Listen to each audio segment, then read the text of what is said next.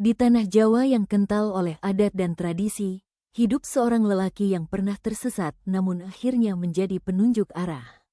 Ia dikenal sebagai Sunan Kalijaga, yang dahulu bernama Raden Said. Pada masa mudanya, Raden Said bukanlah santri, melainkan anak bangsawan yang memberontak pada zaman. Ia menyaksikan ketidakadilan, rakyat kelaparan, sementara penguasa tenggelam dalam kemewahan. Amarahnya menjelma keberanian, namun keberanian tanpa ilmu menyeretnya pada jalan keliru. Ia menjadi perampok, bukan demi harta, melainkan demi membela yang tertindas. Namun kebaikan yang ditempuh dengan cara salah tetaplah kesalahan. Hingga suatu malam, ia bertemu seorang wali agung, Sunan Bonang. Pertemuan itu mengubah segalanya. Dengan kesabaran dan kebijaksanaan, Sunan Bonang menaklukkan ego Raden Said tanpa menghunus kata kasar. Ia hanya berkata, "Jika ingin mencari kebenaran, tunggulah di tepi sungai ini."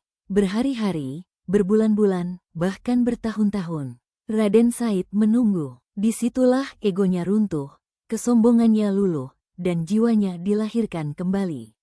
Sejak saat itu, ia dikenal sebagai Sunan Kalijaga, wali yang menjaga keseimbangan hidup. Dalam dakwahnya, Sunan Kalijaga memilih jalan yang berbeda. Ia tidak memerangi budaya Jawa, melainkan memeluknya. Wayang, gamelan, tembang, dan pakaian rakyat menjadi sarana dakwah yang lembut. Ia menyisipkan tauhid di balik cerita Mahabharata, menanamkan akhlak di balik alunan tembang lirih.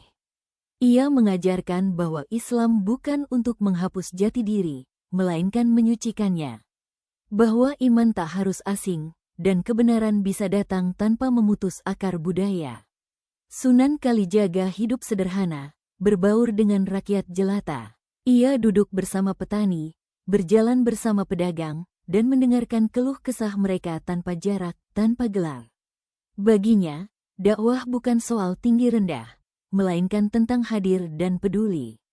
Ia terkenal dengan petuahnya yang dalam namun membumi, tentang kesabaran, kejujuran, dan keikhlasan. Ia mengajarkan bahwa hidup adalah perjalanan, dan setiap orang berhak menemukan Tuhannya dengan cara yang penuh kasih. Saat usia menua, Sunan Kalijaga tidak meninggalkan istana, tidak pula kekuasaan. Ia meninggalkan jejak kebijaksanaan yang mengalir dalam budaya Jawa hingga kini. Setiap tembang, setiap lakon wayang, menyimpan pesan iman yang pernah ia titipkan. Ketika ia berpulang, tak ada gemuruh pujian, namun ajarannya hidup di mana-mana. Dalam senyap, dalam tradisi, dalam laku hidup masyarakat yang belajar mengenal Tuhan tanpa kehilangan jati diri. Sunan Kalijaga, engkau mengajarkan kami bahwa jalan menuju cahaya tak selalu lurus dan keras. Kadang ia berkelok, namun penuh makna dan kasih.